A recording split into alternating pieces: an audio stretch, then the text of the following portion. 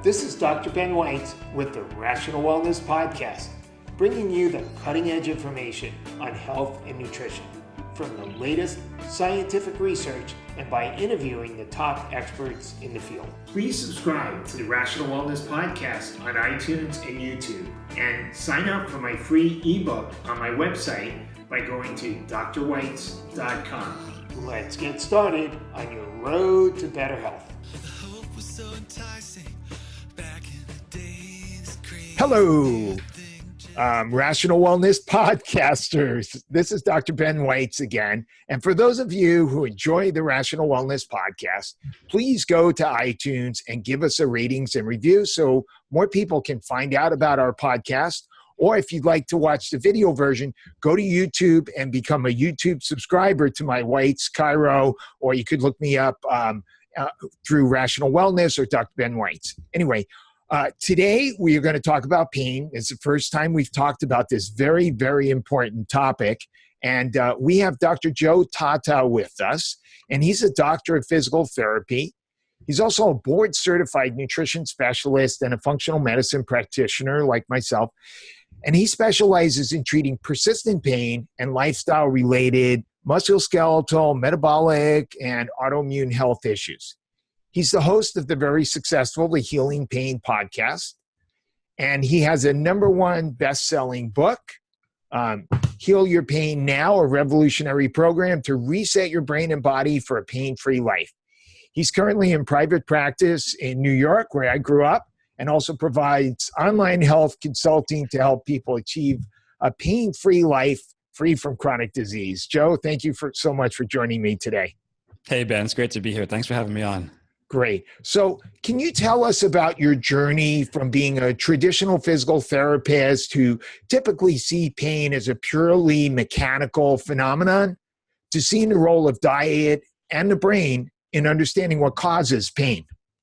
Yeah, it's a great question to start with. And, you know, as a physical therapist, similar to chiropractors and other types of professionals out there, when you go to school, you get mostly a biomechanical framework of the human body as it relates to pain. So, you know, things like range of motion, strength, how joints move and glide and slide, all those types of things. And when it comes to treating pain, we look at things like joint manipulation, joint mobilization, therapeutic exercise, and all those are extremely important when it comes to pain.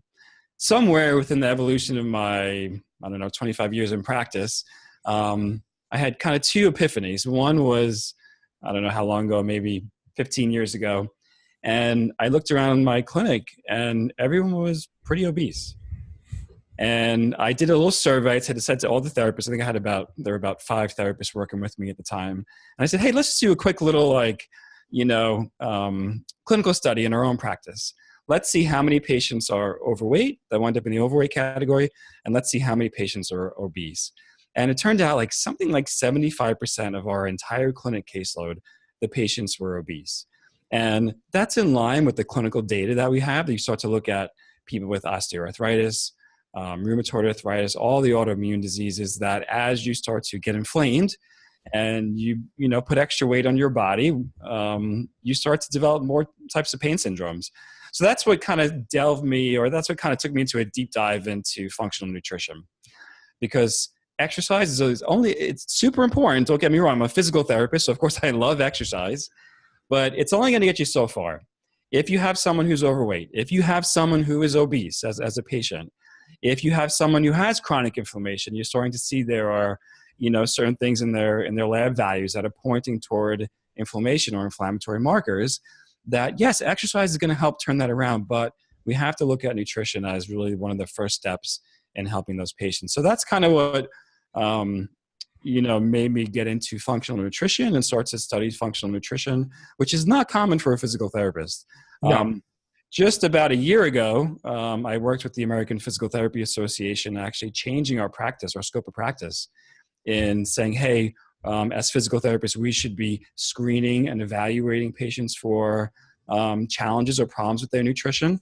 And if it's something that we feel like we can't handle, then we can refer them on to the appropriate practitioner, but at least screen them and provide them with some basics. I mean, every licensed healthcare practitioner, as well as health coaches, can do things like that.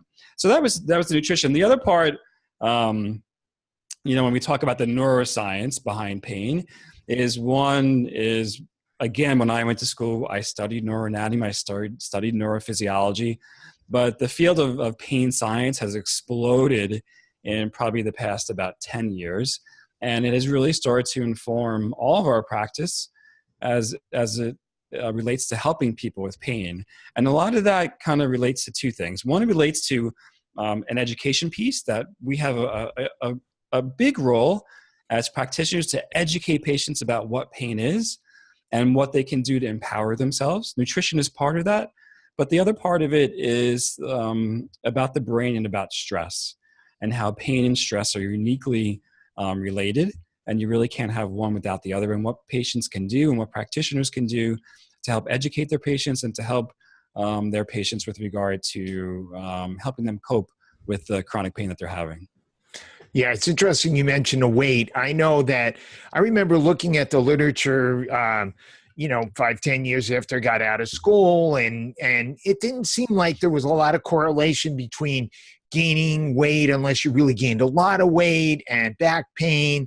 And then I was at the gym and I grabbed the 30-pound dumbbell, and I was using it for something, and I thought, oh my God, can you imagine dragging this thing around all day long every time I do everything? And, it made it obvious. This has got to put a stress and an extra load on the musculoskeletal system, on your spine, on, just doing this all day long.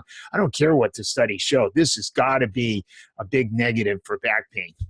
Yeah, we didn't have that. I think when I graduated in 1996, so I've been, practicing that for a number of years. Yeah, I've been practicing 30 years as well. I started in 88.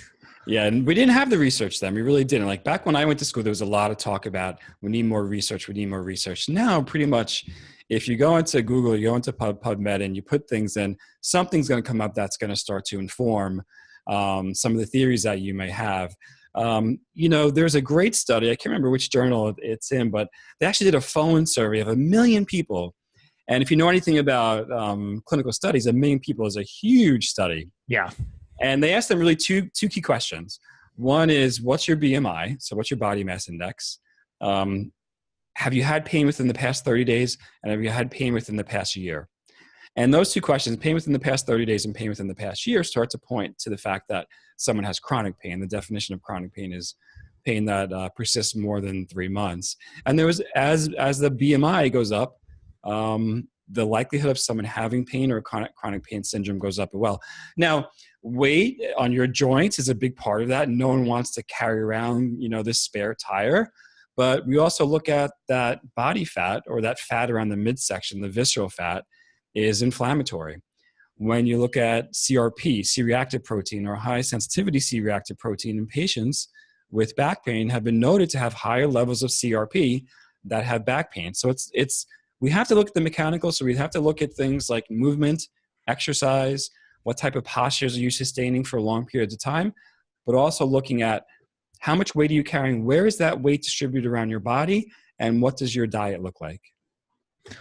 Good. Interesting. So, we could do the conventional approach that I usually use, which is we go step by step through some of your system and the things, the strategies you lay out in your book. But I was thinking it might be more interesting to approach this interview this way. Since my goal of my podcast is to help educate both the layperson and the practitioner, I thought it would be an interesting exercise to go through first as a layperson who ends up with pain of some kind. Let's say I've had back pain off and on for a number of years.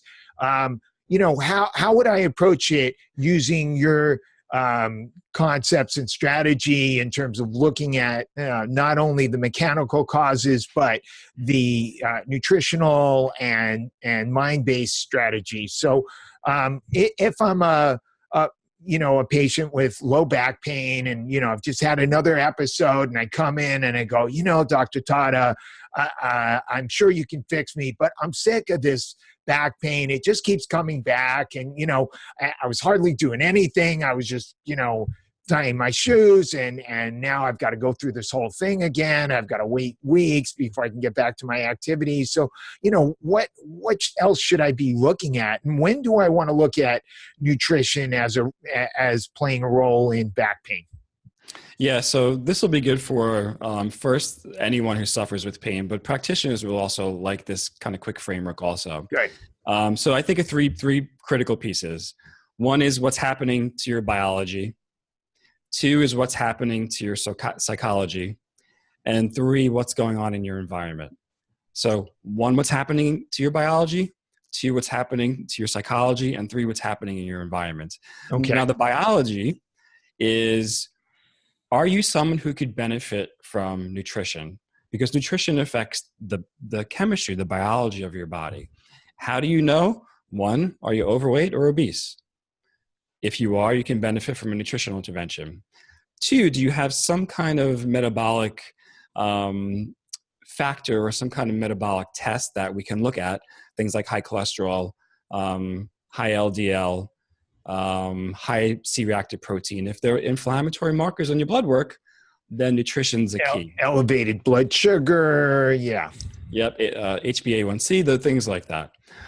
Third, when it comes to your biochemistry, is if you are diagnosed with an autoimmune disease, or one of your parents have an autoimmune disease that has caused them to have some kind of joint pain or some type of chronic pain syndrome, you want to be really aware that that tends to run in families, and you may be predisposed to developing an autoimmune disease, or if you actually have one, that nutrition is definitely one of the first steps in helping heal and or possibly reverse that autoimmune disease. And by the way, a lot of people are not even aware that they have an autoimmune disease. They just know that they have, for example, hypothyroidism, which is the most common autoimmune disease. And the fact is in the United States, over 90% of patients with hypothyroidism is actually autoimmune in nature, known as Hashimoto's. And so not only patients are aware of having an autoimmune disease, but, autoimmune diseases they may not be aware of. They may just think they have some flakiness on their skin, or they just have psoriasis on their skin. That's an autoimmune condition. So there's a whole range of autoimmune conditions that people don't realize. And when you factor those in, there's a huge percentage of the population with autoimmune disease. Go ahead. Sorry. That's right. No, that's it. They're great points. I'll give one more caveat to that biology section, that bio part. And it's a diagnosis that doesn't really fit clearly into any one category, and that would be fibromyalgia. So we can look at fibromyalgia from the lens of a central nervous system disorder, where the brain and the central nervous system have a difficult time processing pain in a normal way.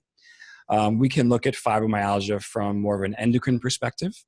We can look at fibromyalgia from more of a gut nutritional perspective. And the real part about fibromyalgia is that it will traverse all of those things. So fibromyalgia is going to be in every category, but nutrition can be a wonderful place for those with fibromyalgia to begin as well. It may not cure someone with fibromyalgia, but it's definitely going to be the first stepping stone. And by the way, fibromyalgia is often the person who comes in who says, I just hurt everywhere. I'm sore up and down my back, my arms, my legs, right? Yeah, that's right. That's right. Okay.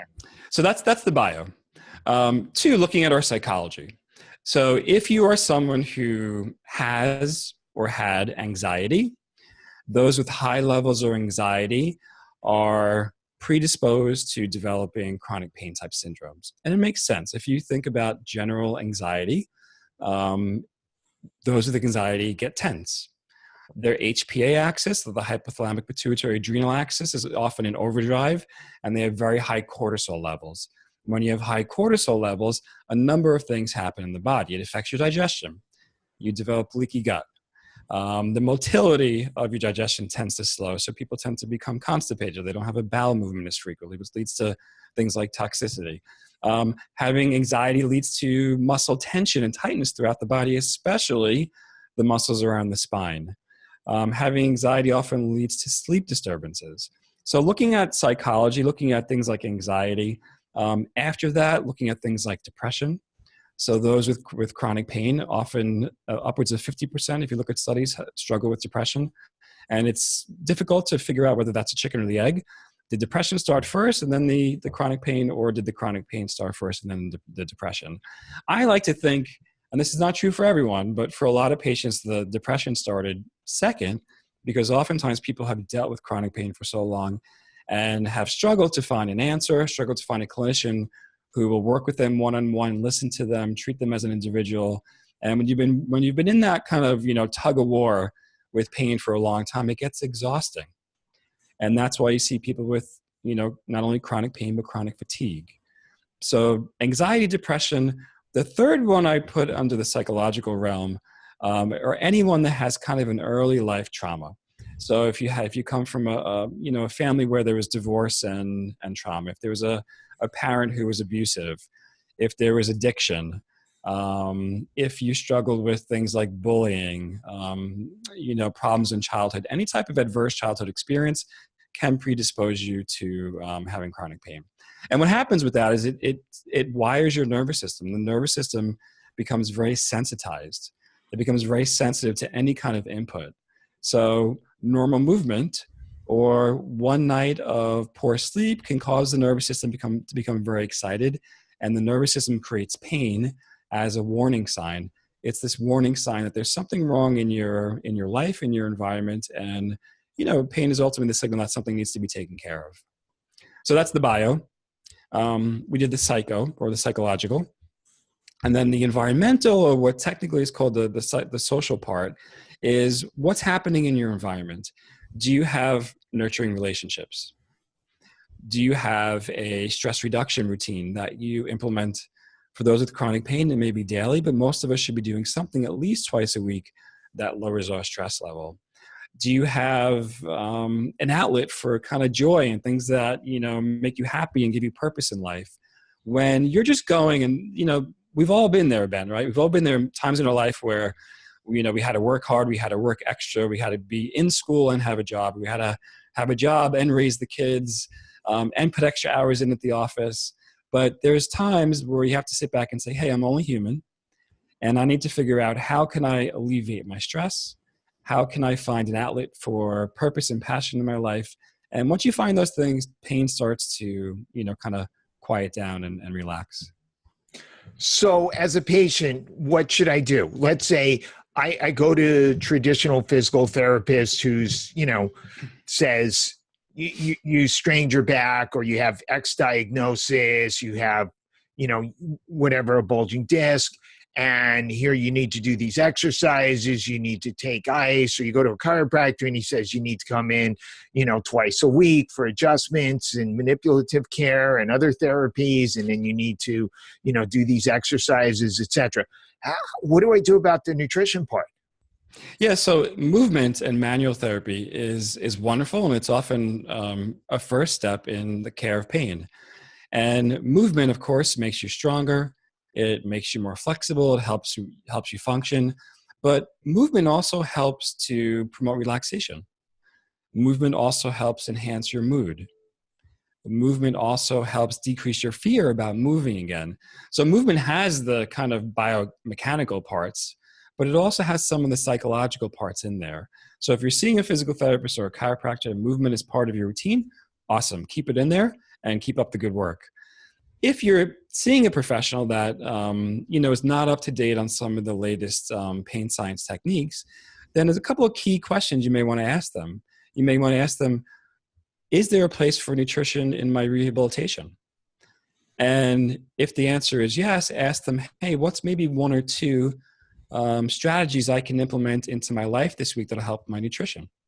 Oftentimes, like if you're online and you're, watching a podcast or watching a summit, there's all sorts of like biochemistry information, all sorts of supplements, all sorts of different diets.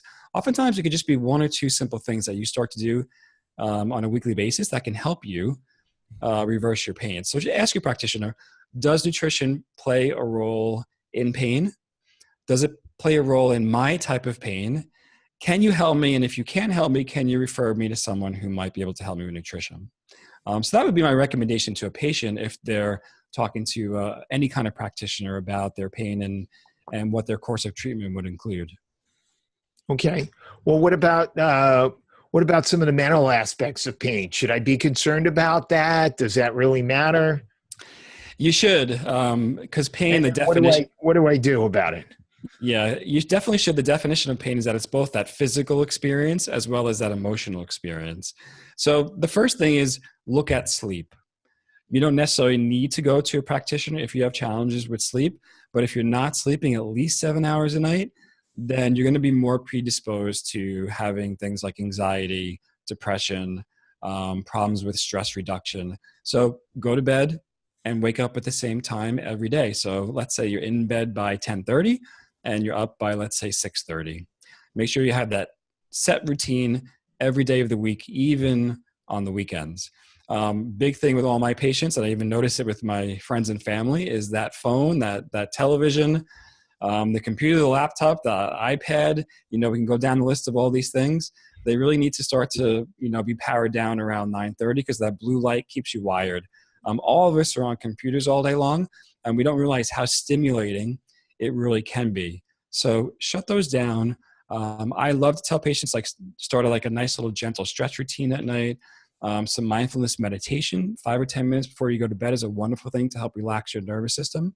And then, start to get in bed. And, really bed is meant for two things, sleep and sex. So that's what the bedroom is meant for. Set it up for that. So make time for sleep, make time for sex as well. And enjoy your bedtime. The other thing that I did mention along with that is, when we talk about the brain in pain, or the emotional or the cognitive psychological aspects of pain, it doesn't necessarily mean that you have to run out and see a psychologist. It doesn't mean that you're crazy. It doesn't mean there's anything wrong with you. And in fact, developing a mindfulness-based stress reduction routine, whether it's 10 minutes in the morning or 10 minutes in the evening, has been shown to decrease pain. And the pain actually stays away almost indefinitely in a lot of the studies. So that's easy. You can find things online. I have downloads on my website. I talk about it in my book. They're really easy, simple things that people can do for themselves. Yeah, I noticed you talked about graded motor imagery, overcoming negative thoughts, embracing forgiveness and acceptance, acceptance and commitment therapy, which is a form of cognitive behavioral therapy. And then you also mentioned the mindful meditation techniques. Yeah, mindful meditation is my first go-to. Okay. So again, you can find the downloads on that. I have some free things on my website. If that doesn't do it, so if you develop a mindfulness-based routine, let's say for 10 to 20 minutes a day, and you don't feel like your pain's getting any better, you find that you're still kind of really attached to thoughts of I feel like I'm disabled, I feel like I'm never going to get better, this pain is never going to go away, then I love what's called acceptance and commitment therapy or acceptance and commitment training, which I'm actually going to have a course available for practitioners in a couple months on that. So it's not like traditional cognitive behavioral therapy. It takes mindfulness-based principles, but takes them kind of to a different level that lays them over your specific problems with pain. So it takes mindfulness, but puts it over a kind of psychological framework that really helps people look at pain in a different way, where they say, okay, I have pain. Everyone has pain. How can I learn to approach this pain in a way that doesn't scare me? How can I learn to approach this pain in a way where I can be willing to maybe start to move a little bit, even though I have a little bit of soreness, where I can accept the fact that I have to make some changes to my diet. I can start to work on, my thought patterns and my emotions that are related to pain. Acceptance and commitment therapy is a really wonderful way for people to kind of go one step deeper into mindfulness. Cool. So now let's reverse course here, and let's talk to the practitioner out there. Let's say the conventional physical therapist who's treating patients for neck pain and knee problems and rehabbing them after shoulder surgery, et cetera, or the chiropractor who's treating patients for, various musculoskeletal pain. How do they go about incorporating nutrition into their practice, even if they believe in it, considering all the parameters related to trying to run a practice? And how do you incorporate nutrition into a musculoskeletal practice? Yeah, it's a great question. And I want to preface to practitioners that nutrition is a huge field, but the principles to help patients can be quite easy. And you can really work them into your practice with a couple of simple steps. The first one, and you can just put this on your intake form, is just a simple question that you pose to your patient. Are you interested in learning about how nutrition can improve your health? Or how are you interested in learning how nutrition can improve your pain? That question alone can be really powerful, because even if you love nutrition and you've tried it on yourself and you've studied it for months and years and read all the books out there and followed all our great podcasts and information, if your patient's not ready, that readiness for change, if they're not ready, then there's no point in really going there. So one is see where the patient's readiness is. If they say, yes, I'm interested, then you say, okay, I have a couple of questions for you. One is, do you add sugar to any of your food? That can be your coffee in the morning. That can be your sugar in the morning. That could be your cakes and desserts that maybe you're making, things like that. Or you can ask people, do you know where the added sugar is in your diet? Because sugar probably is the biggest pro-inflammatory food that we have. And obviously it leads to things like prediabetes, diabetes, and all the other metabolic and autoimmune diseases that we spoke about. So just turning people on to sugar is a great way to help them with their weight reduction and weight maintenance. It's also a great way to help decrease the inflammation in their body. After that, I would really turn toward a brief little intervention on omega-3 fatty acids and asking people if they know where the healthy fats are in their diet. When you look at, the Paleolithic diet, the paleo diet, which people have heard about and patients even, read books on it, ancient man or paleo man probably had about 10,000 milligrams of omega-3 fatty acids in their diet that came from a combination of plant food and obviously fish. Now, so many Americans don't eat plant foods, and a lot of Americans don't eat fish. When you look at the benefits of the Mediterranean diet, it's that one of the key benefits of the Mediterranean diet is that they consume fish 2 to 3 times a week, steadily every day, and they're rich in omega-3 fatty acids. Those omega-3 fatty acids are inflammatory. They work on the same pathway in your body as Advil does, or the nonsteroidal anti-inflammatories do, except they have no side effects. You can't hurt someone with salmon, scallops, and some shrimp, or an omega-3 fatty acid. And by the way, grass-fed beef would also contain omega-3s, because there are omega-3s in the grass. And whereas conventionally raised cattle, which are being fed cornmeal, which is high in omega-6, grass-fed cows are eating a lot of grass, and that incorporates more omega-3s into their meat.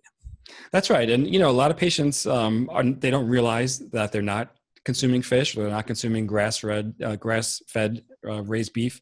And, just opening them up to those things. And they're simple, because they can go to the store, they can, purchase that, they can look at packages and read labels, and they feel like they're empowering themselves with a way to, help themselves. Once you start taking out the sugar, once you start taking out the processed foods, you start putting in a little bit more vegetables, some fruit, fish 3 times a week, people's weight starts to drop. They start to feel better, sometimes within 3 to 7 days, which is really a fast turnaround for a lot of patients who've had pain. And the other thing about patients who have pain is they realize it fast. They're very in tune with their bodies. They know what they feel like on a daily basis. And once they start to get relief, they realize it. And they're like, wow, I had no idea that, salmon a couple times a week, as well as, some scallops, really could make a difference in my life. As a practitioner, after that, then kind of step 3, you can start to venture into some of the supplements. That takes a little bit more education, because you need to be educated about what supplements are important, what supplements to use first, what supplements are a bunch of hoo-ha, because there's a lot of things out there that have some claims on them that probably aren't really substantiated. But after that, you get into supplements, and supplements have a definite place in your practice as a practitioner. What about doing a full-blown functional medicine treatment plan for them, having them come in on a separate day or at a different time, or bringing in a nutritionist? You can do that, of course. If you want to build an integrated practice, you can bring in a nutritionist or a dietitian or a health coach, or you can train yourself in functional nutrition. I have a functional nutrition course coming out in a couple of months for practitioners where I train them on that. And I think for a lot of patients or for a lot of practitioners that it fits so beautifully into a musculoskeletal practice because you can do the manual therapy, the exercise, and work in functional nutrition, the functional medicine aspect of it as well. After all, it's a little difficult when you're on the floor trying to show the patient some exercise, explaining the intricacies of the paleo diet. That's right. I mean, what I tell a lot of PTs ask me now, like, how much nutrition do you do? And I say, well, show me the patient you're talking about first, who's in front of me.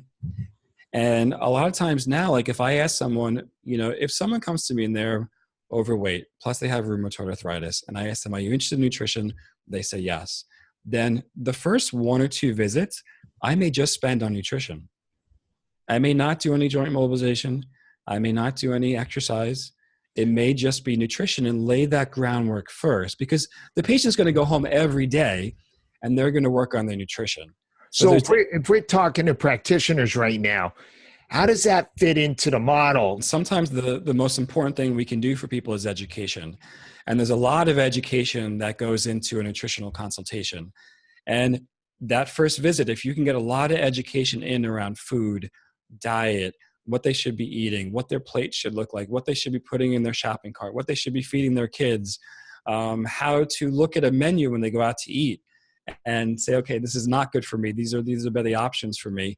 That first visit may be well spent by just using that first visit and billing it as patient education or billing it as a nutritional consultation before you get into, let's say, the lumbar stabilization exercises or the manipulation or the manual therapy, whatever it is that's part of your practice. It really does have its place. I also think that let's also be ahead of the curve. So as practitioners, let's also say that, within a couple of years, insurance companies are going to have to wake up to the fact that we have 100 million Americans with chronic pain. Probably 2/3 of every American is overweight or obese. These two types of conditions or diagnoses are intimately related, and nutrition probably should be the first place we go for a lot of patients. So, we need to start to kind of practice what we preach. How can a practitioner work in some of these mind reprogramming techniques? Is it enough to just say to the patient, I want you to visualize your pain going away, or I want you to, have a positive mindset, or do you need to sit down and go through some of these exercises with them and really explain and do you need to do a, psychological session with them or sessions? Yes, you don't need to be a psychologist or a mental health practitioner, but you do need to assess and you do need to test. There are 2 really simple things you can use to do that. One is called the pain catastrophizing scale. It's a really simple test you can give the patient. I think it's about 10 or 15 questions that ask them information about what their thoughts are related to their pain. And it looks at things like how they ruminate about pain, how many negative thoughts they have about pain. And if they have a score that's significant, usually above a 30, then it tells you that they oftentimes think about their pain, they ruminate about their pain. And when they become kind of attached or kind of stuck to those negative thoughts, it makes pain worse. So the pain catastrophizing scale is first. Okay. Would you mind emailing that to me so I can include it in the show notes? I sure will. Yeah. Thanks. The second one is what's called the Tatta kinesiophobia scale. And I can email you that as well. Great. And what that does, that looks at someone's fear of movement. And when you think about patients who are not compliant or they're scared to begin to exercise because they have pain, usually it's because they fear that exercise is going to make them worse. So we know that exercise can be really powerful, but at times it can be really difficult to have the patient buy into that, so to speak. So this scale, the Tatta kinesiophobia scale, will tell you if that's part of the patient's problem, if fear is their overriding emotion that's preventing them from moving at home, from doing their daily activities, from being compliant with the home exercise program. So those are the 2 most important. A lot of it is just bringing awareness to the patient. So you can actually go through those tests with your patient and explain to them and say, hey, it's totally normal that you have some fear around pain. Just realize that when you have that fear prevents you from doing exercise, what we're going to do together is I'm going to start you on a nice, gentle exercise program that's going to build day by day or week by week. and it should make you feel better.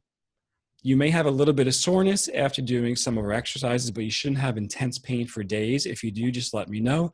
But realize that exercise has effects on your body. It also has effects on your mood and your psychology. It makes you feel better as you start to move. So give me a couple of weeks. Let's develop the exercise program together. Find a type of exercise that works for you. And over time, the fear and the anxiety that you have will decrease. So those are the two things that you can put that into your paperwork, into your initial intake paperwork to see how someone's doing. That's great. So I think that's pretty good, valuable amount of information about pain and how we should think about it, how both a patient should think about overcoming pain, and how a practitioner can think about how we can incorporate nutrition and some of these mindful-based strategies into their practice as well. So I thank you for that. How can patients and or practitioners get a hold of you to get more information about your programs that are available or you're developing, as well as about your practice? Yeah, everyone can find me on my website at drjoetatta.com. I have a great podcast, as you mentioned before, called the Healing Pain Podcast, which has tons of free information about healing pain naturally. And if you're a practitioner, you're interested in getting certified in ways to heal people naturally, from a kind of mindfulness, cognitive-based, the biopsychosocial aspect, you can go to the integrativepainscienceinstitute.com. Cool. Great. Thank you, Joe. Thanks, Ben. Great being here with you. Thank you. I'll talk to you soon.